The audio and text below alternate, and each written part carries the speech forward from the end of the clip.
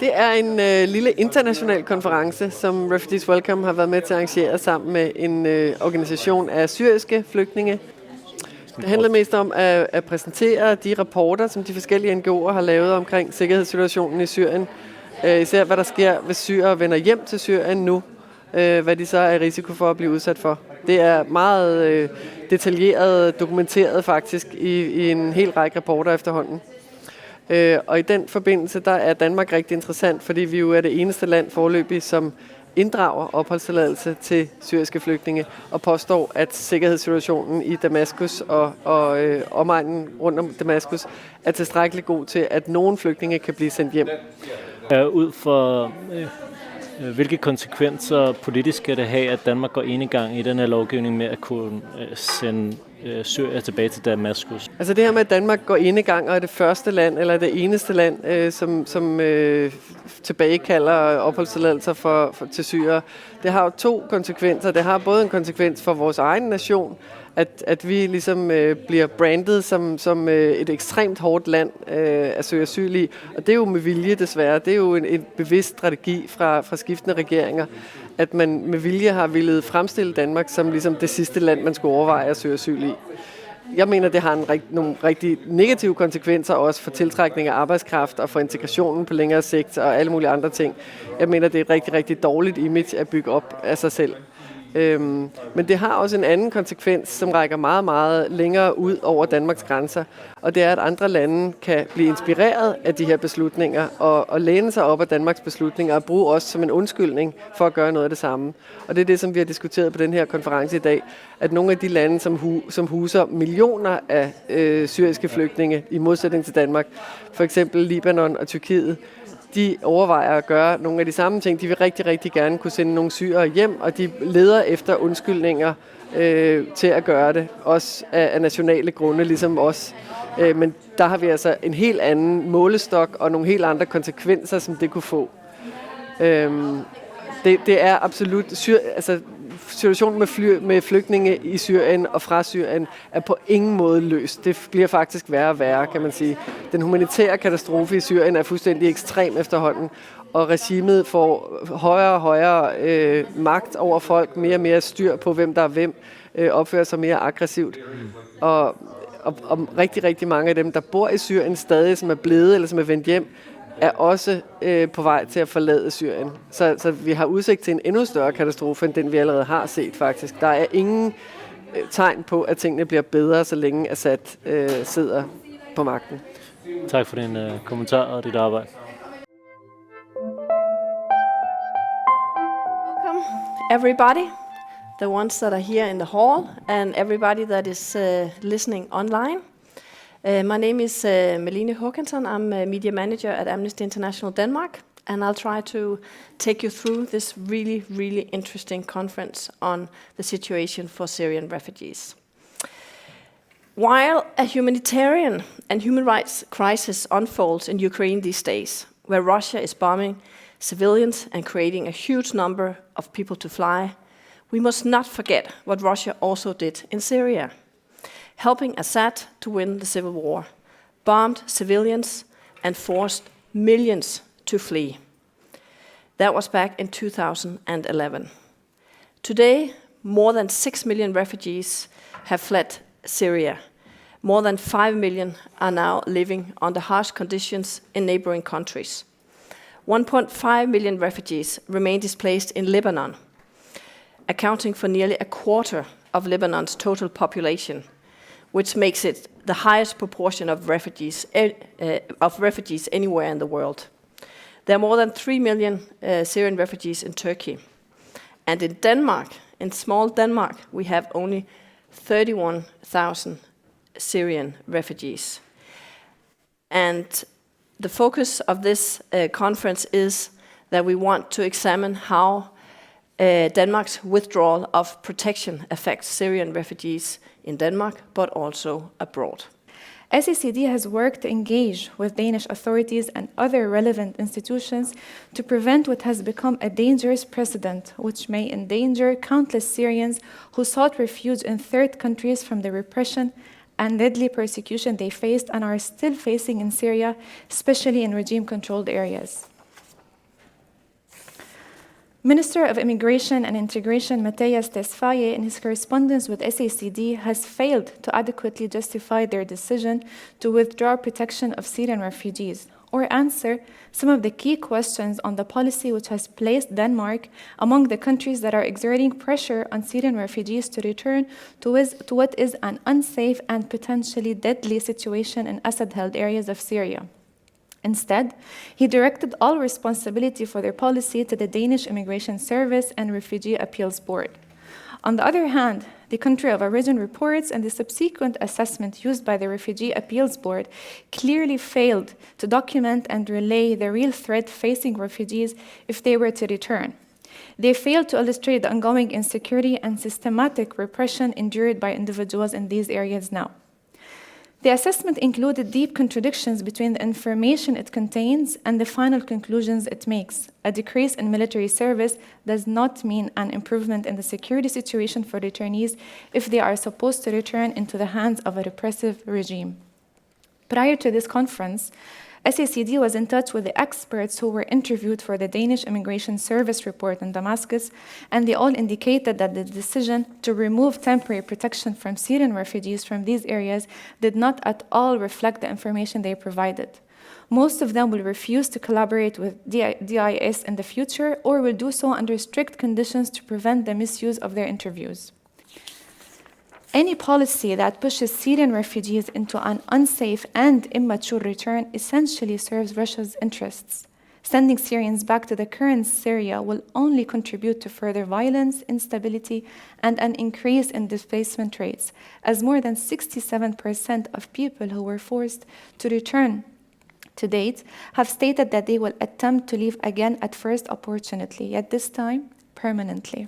We believe that it is unacceptable for a country like Denmark to try to solve the refugee issue based on internal politics and inaccurate assessments, resulting in policies that violate human rights, are in direct violation of EU regulations and interests, and align with Russia's interests.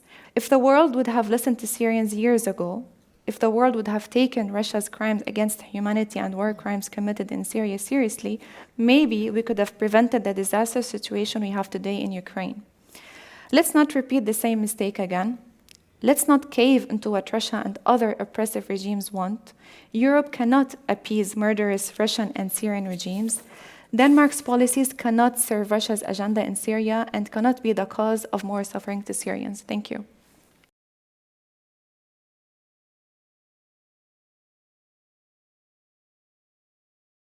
So the declining situation in Lebanon has, of course, resulted in increased social tensions between refugees and host communities.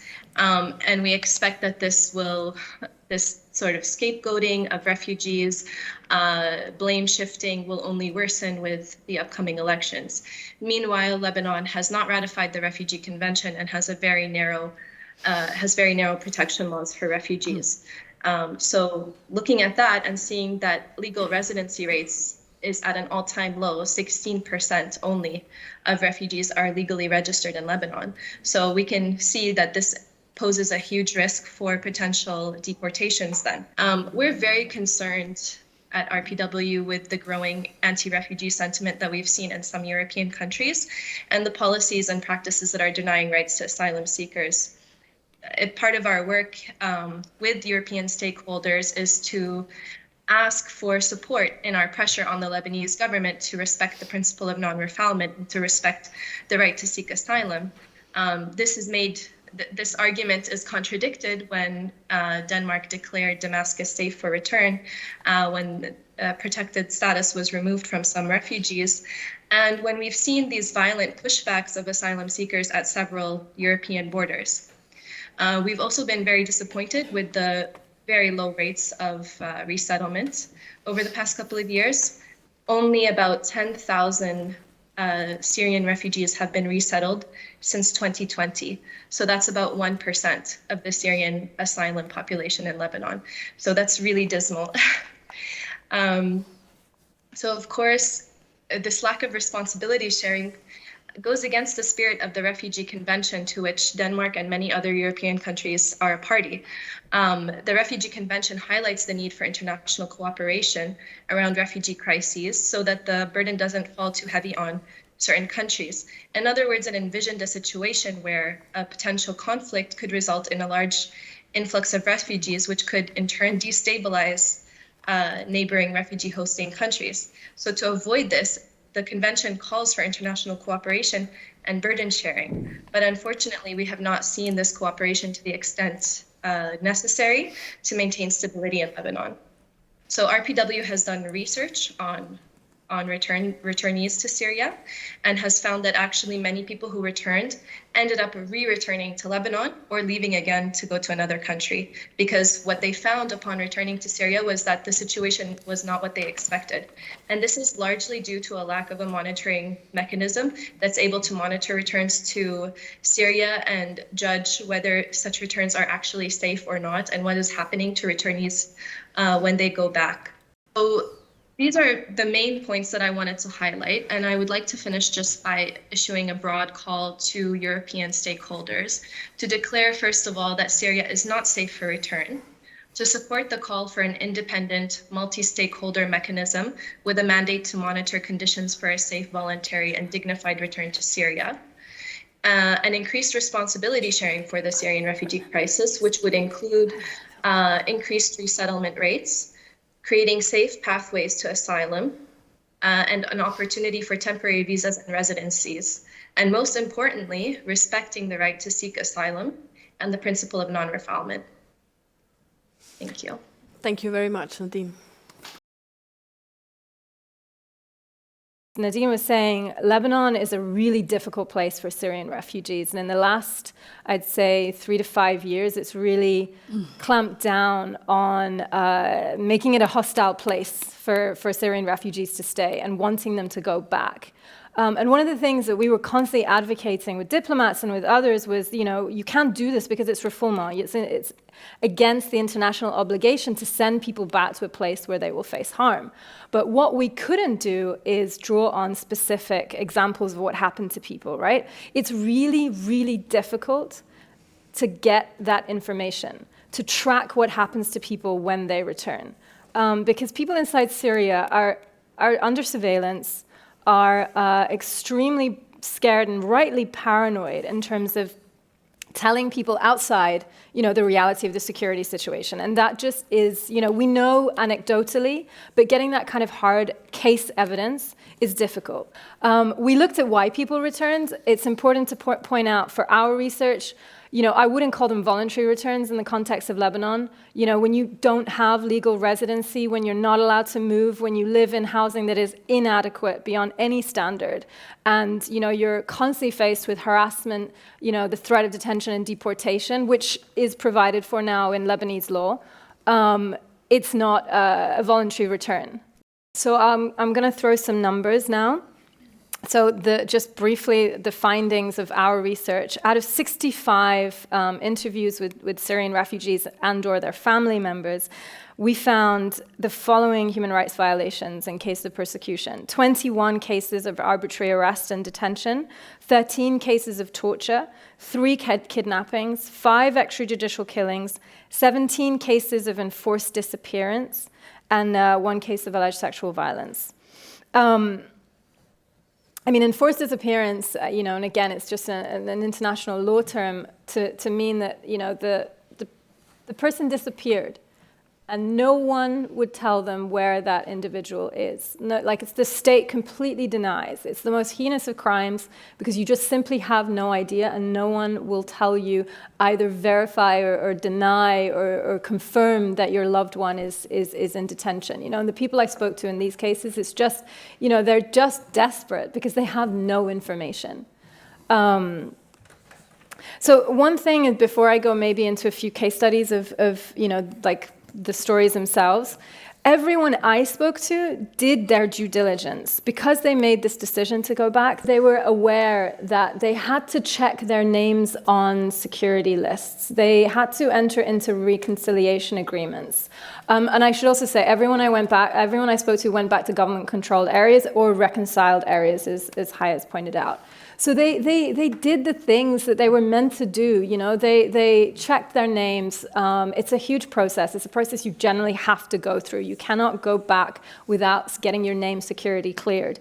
And most of them, you know, who did this got security clearances. I mean, no one I spoke to didn't. You know, everyone was approved to go back. People ask me continuously, what is a profile of someone that could be targeted on return? There is no profile. There simply is not no profile. This happens to men, women, and kids, unfortunately. I spoke to an 84-year-old man who was hung from a ceiling in detention. You know, and I mean, yeah, the case speaks for itself. Just horrifying. Why was he detained? He doesn't know. People cannot live a life of dignity right now inside Syria, and that needs to be recognized, as well as the fact that the safety and security environment is just simply not there. I mean, we had like many recommendations, and yeah, maybe we can send you a link to the report, to the Syrian government, to the Lebanese government, to the Jordanian government, to any refugee host country, so Denmark as well. And it's basically that it is not safe to return to all parts of Syria, and to not force returns at this time. Thanks.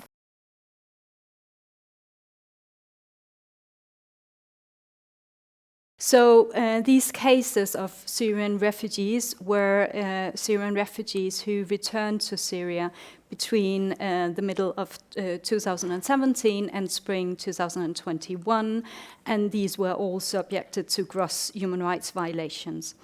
1/3 of the violations, they took place in Damaskus and the region, and these are areas that the Danish government is considering to be safe. And all these violations were committed by the Syrian government and the security forces. So what are the human rights violations? I mean, we have heard a lot about them, and unfortunately, it's more or less the same. I mean, we saw 59 cases of arbitrary detention. So Syrian who were arrested without any arrest warrant or based on any legality, and some of them were detained up to 15 months without any access to a lawyer or judge. The Syrian regime dehumanized these people and calling them by numbers and not their names. And these were either interrogated about their relatives, or they were detained because they had fled abroad. And this was sufficient to raise suspicions, or as you told Nadia, also to get some bribes. We documented 33 cases of torture and ill treatment. Even some of them died in prison, and Amnesty International has documented severe torture and ill treatment in the Syrian prisons for years. There was a very comprehensive report from 2016 from Satmaya prison. We also documented 27 cases of enforced disappearances, and the destination of 17 Syrians is still unknown. Among them are 4 children from France at the age of, I think, 2 years old and 16 years old.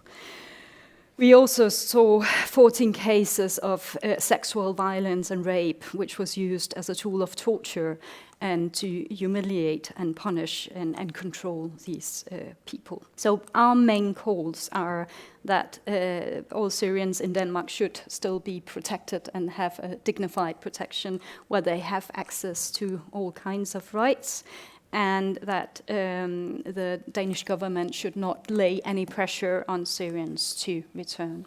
So that's all for me. Thank you, Lisa.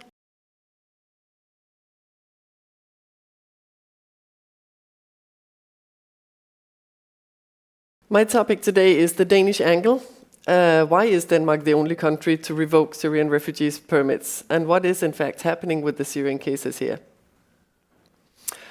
Experts and journalists have proved how the reports from Danish Immigration Service about the security situation in Syria are biased, and how the sources do not agree with the conclusions. This is not the first time that Danish Immigration Service is accused of manipulating reports. It happened in 2014 with the country report on Eritrea, which was so flawed and misleading that it was in practice dismissed. 3 journalists won the highest Danish award for unraveling the truth about that report. Again, something similar happened with the report on Somalia from 2017, and it led to hundreds of Somali refugees losing their permits in Denmark, but sadly enough with much less public attention than the Syrians. Danish Immigration Service is not an independent, neutral body. It falls directly under the Minister of Immigration and Integration, which has led an increasingly hostile policy on refugees for the last 20 years during changing governments. Denmark has taken a leading role in Europe, trying to make the country as unattractive for asylum seekers as possible, and it's working. We are now receiving the lowest numbers since we started counting 40 years ago. The present government has announced a goal of 0 asylum seekers in Denmark, presenting a plan to move all asylum case processing to some African country that might accept to do it for the right price. But this story goes back to 2015, when the number of Syrian refugees arriving in Europe rose very suddenly and caused a panic reaction. The government decided to introduce a new status, Article 7.3 in the Danish legislation, for war refugees without a personal story of persecution, similar to the kind of refugees we see coming from Ukraine now. But compared to other kinds of refugees, these ones had limited rights to family unification, and the permit could be revoked even if slight security improvements occurred in the home country. When Immigration Service started revoking Syrian permits, 2/3 of the decisions were overturned by the Refugee Appeals Board and were granted individual asylum status. This happened in spite of the structural political influence and in spite of the board still referring to Immigration Service's misleading reports, simply based on personal information which came out when the person was represented by a lawyer. It's not a coincidence that Denmark is the only country to withdraw protection for Syrians. It's a consequence of a policy designed to scare refugees away. But the 31,000 Syrian refugees in Denmark are all sleeping badly now, even if only a few % of them are actually at risk of losing their permits. Another thing which created the present situation is the fact that all Syrians are still here on temporary permits, up for extension every 2 years. And attachment to Denmark is not really considered until you reach a stay of 10 years. Syrians who happen to end up in one of our neighbor countries in 2015 all have permanent stay or even citizenship by now.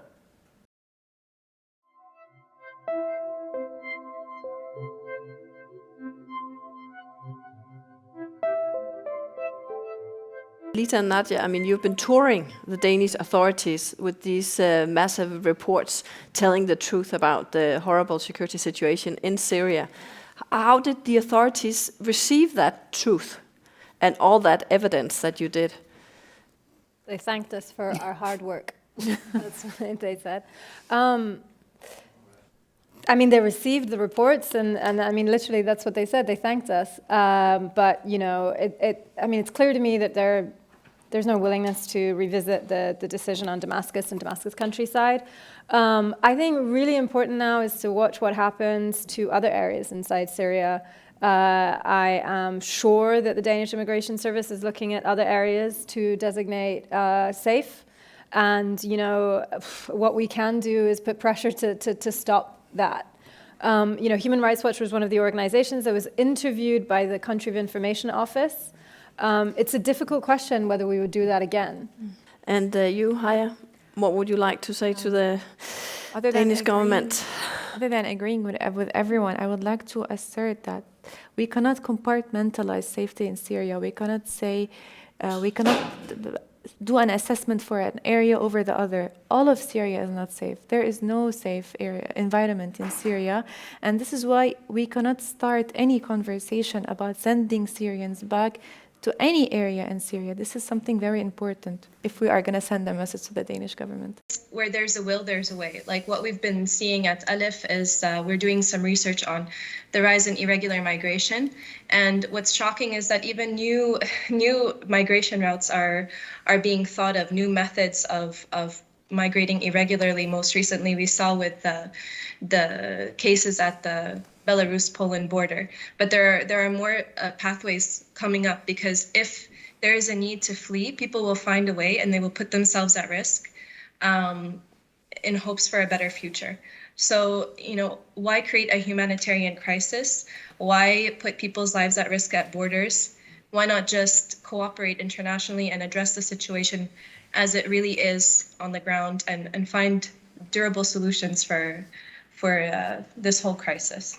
If you need to have your residence permit revoked, then the change has to be durable and fundamental. And we are not saying that all will be subjected to violence if returned to Syria, but we are saying that the risk is so high that, and there is a really high risk that they will be subject to torture and violence and death, which is Article 3, and therefore they should still have the protection status. And slowly, during these cases, when they process them individually, with the thought of revoking them because the bombs stopped to fall, basically, then the picture changed because it came out that people actually had individual reasons for not going back, because they were being returned to the dictator that they had fled from. And because of his, the reason why it's peaceful now, seen from outside, is because he's in total power. So the situation has changed in Syria during their stay. So their situation is very different now from what it was when they came. And that's what these very changing and very weird decisions illustrate, I think. And now there's also a humanitarian situation, as Haya described, and the basic needs of people are not accessible, and I think this has to be addressed somehow. We have to make some kind of protection status which is meant for this kind of situation, because that's what we see with Ukraine also. People have no individual reason for running away from Ukraine now. Very, very few have. They just run away from the bombings and from the humanitarian catastrophe. And that should also lead to protection, of course. But the legislation doesn't really. Not until it rises a very, very high level, which is totally unacceptable for everybody. Studies that we have done is that more than 70% of those who have returned are looking for ways to go to flee again, this time permanently, as a life or death matter. So what we will see is another huge wave of displacement. So this is the debate that I think needs to be had in Denmark in terms of the solutions that may appear as, let me use a very wrong term, sexy in the short term, are catastrophic in the long term, because they are feeding public debates in Turkey. They are feeding discussions around Syrian refugees as, look, Denmark is doing it. Yes, they have a smaller number and it's a smaller, but they're doing it. It's a European democratic country. So why should we not be doing it? I think it's very important that the Danish politicians understand that the Danish people or the majority do not support these types of policies. So when it comes to advocacy, when it comes to voting, when it comes to local elections or voting out these types of political parties, this is where the Danish people's role comes in. For the politicians to feel accountable to these people, and that our people are against these policies. And to be honest, I personally believe that a huge extent of this decision by Denmark's government has political motives behind. And once these politicians understand that the people who vote for us do not support these types of policies which we are adopting, then there's no point of moving forward with them. So I think that's it. There was a survey also recently saying that actually 73%, I think it was, of the voters for the government, for the Social Democrats, they were against their own government's policy when it came to Syrians. And we have seen huge protests in Denmark actually defending the Syrians. There was one day where we had 25 demonstrations in 25 different cities in Denmark on the same day in the same time, just to protect the Syria with the headline, "Syria is not safe." So thank you, everybody, and thank you very much to Refugee Welcome and the Syrian Association for Citizens' Dignity for arranging this really, really cool event. Thank you. Thank you.